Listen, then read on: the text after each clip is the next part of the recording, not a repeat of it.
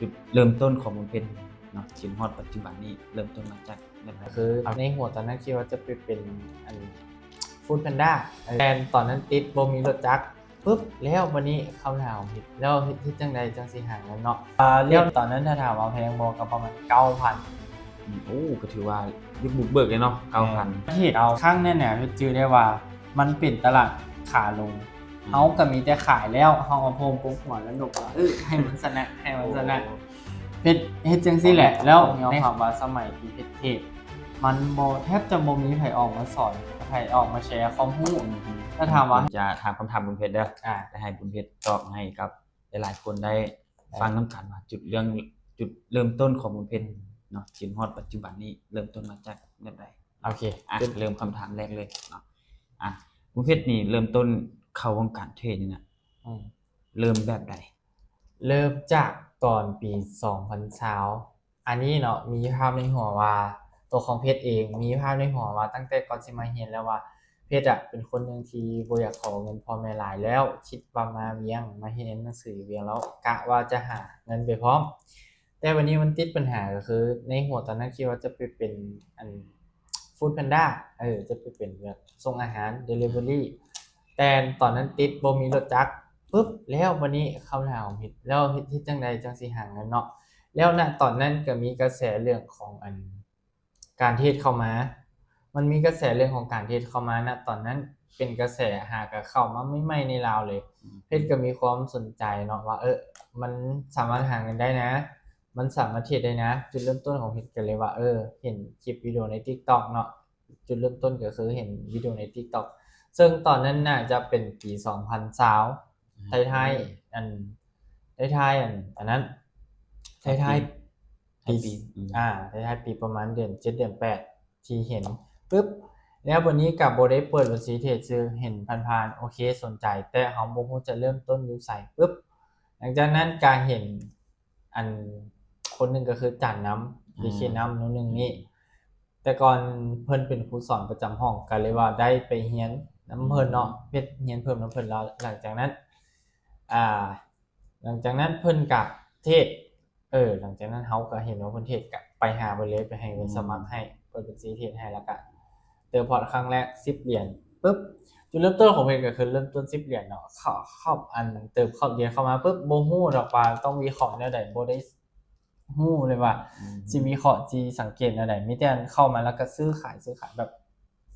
เอาไปเอามาเสียแบบงงๆ10เหรียญนะเสียปึ๊บวันนี้ครั้งที่2ไปเติมมาปุ๊บ5เหรียญบัดนี้นะเพราะว่าเรตตอนนั้นถ้าถามว่าแพงบ่ก็ประมาณ 9,000 โอ้ก็ถือว่ายุคบุกเบิกเลยเนาะ 9,000 นิดๆปึ๊บบัดนี้ไปเติมอีกเทื่อที่2ก็คืออัน5เหรียญเพราะว่าตอนนั้นมันคำตังค์5เหรียญเด้เนาะปึ๊บแล้ววันนี้มาเทรดครั้งนั้นเนี่ยจื่อได้ว่ามันเป็นตลาดขาลงเฮาก็มีแต่ขายแล้วเฮาเอาโพมปุ๊บหัวแล้วนกว่าให้มันชนะให้มันชนะเฮ็ดจังซี่แหละแล้วในครั้งนั้นเนี่ยมันได้กำไรมาเป็น15ประมาณ15 16ปึ๊บเพชรก็ไปถอนออก10เหรียญเพราะว่าสิเอา5เหรียญไปเทรดต่ออันนี้แหละก็เป็นจุดเริ่มต้นที่เฮ็ดให้เทรดเริ่มจากการที่ว่าอยากหารายได้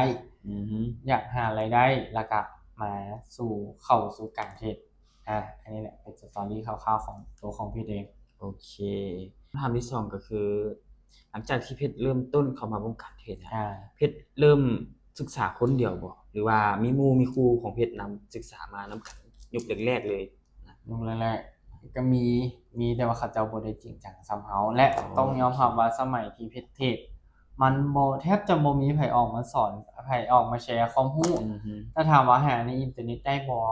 ได้แต่ก็บ่ได้หลายถ้าเทียบกับเดี๋ยวนี้เพชรก็ว่าหลายแต่ย้อนกลับไปเมื่อสมัยเพชรเริ่มต้นบ่ได้หลายและหาแทบจะบ่ได้เลยอาจจะเป็นคลิปอังกฤษและจะมีช่องนึงที่ว่าเป็นนักสู้ตลาดเป็นบ่จือช่องเราสอนเรื่องแห่งเทียนเราสอนเรื่องกราฟเป็นชั่วโมง2ชั่วโมงกลับไปเบิ่งช่องเรานี่แหละส่วนคำถามที่ว่ามีหมู่เทรดมาหลายบ่มีหมู่ที่เทรดที่หยังมานำกันหลายแต่ว่าในระหว่างทางเนาะการเทรดนี่ก็ต้องยอมรับว่ามันก็บ่ได้มีแต่ว่ากำไรมันก็บ่ได้ส่วนแต่ว่าชนะในนี้มันก็มีเนาะคนที่ ยอมรับความกดดันบ่ได้ปึ๊บขาดทุนหมู่เฮ็ดที่เทศนำกันมาก็หลายแต่สุดท้ายตกเหี่ยเสียหายไปเทื่อละน้อยเทื่อละน้อยจนสุดท้ายเนี่ยเหลือแต่เพชรที่ยังมาได้มีหลายคนเนาะที่ยังเหลือตอนนี้ก็บ่ฮอด5คนที่มานำกันที่เทศนำกันมาบางคนก็ไปเฮ็ดอาชีพอื่นบางคนก็เฮ็ดเวียกอื่นแต่ตัวของเพชรเองเนี่ยเพชรเป็นคนที่รับความกดดันที่สูงก็เลยมาได้โอเคแต่ละคนก็มีทางเลือกเป็นของตัวเองเนาะแม่นแล้วก็คำถามต่อไปคำถามที่3เนาะเว้าเรื่องของจุดเริ่มต้นมาแล้วเนาะแล้วบัดนี้เข้าสู่ของการเทศเนาะแล้วบุญเพชรนี่ตั้งแต่เริ่มแรกจนฮอดณปัจจุบันเนาะบุญเพชรนี่เคยเทศได้กำไรหลายสุดนี่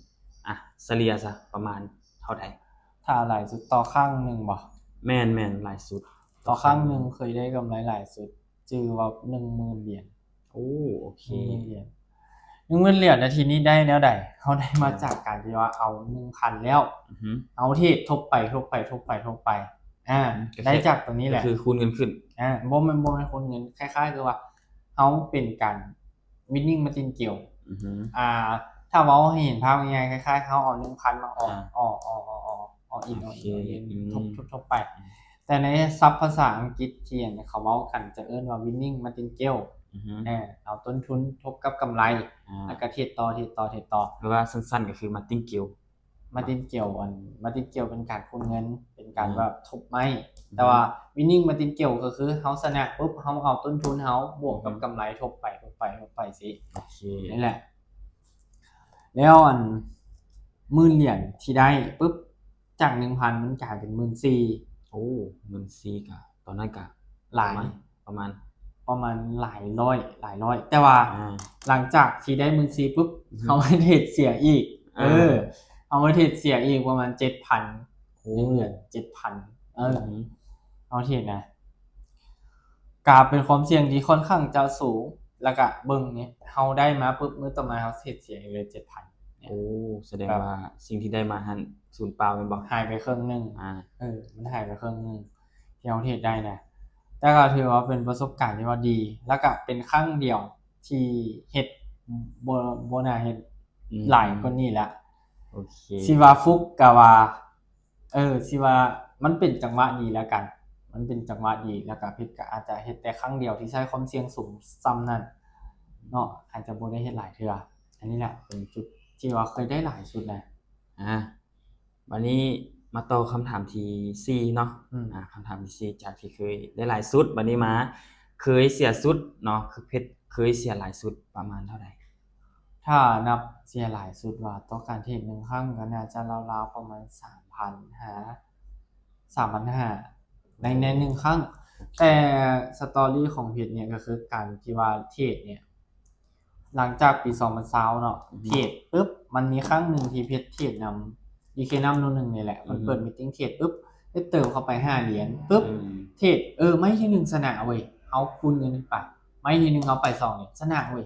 2เหรียญอีกชนะเว้ย5เหรียญไม่ชนะเว้ยชนะ5เหรียญแล้ววันนี้ไป10แล้วไป50ปึ๊บบัดนี้มันไปฮอด100ประมาณ108เหรียญปึ๊บเพชรกล่าวว่าเพชรสิเอาตัว8เหรียญนั้นออกมาเทรดเอา100เหรียญย้ายไปใส่กระเป๋าปึ๊บเนาะบัดนี้น่ะมันสลับกันบัดนี้ปึ๊บมันเป็นว่าเฮาเนี่ยเอา100เหรียญเนี่ยออกมาเทรดออกไปเลย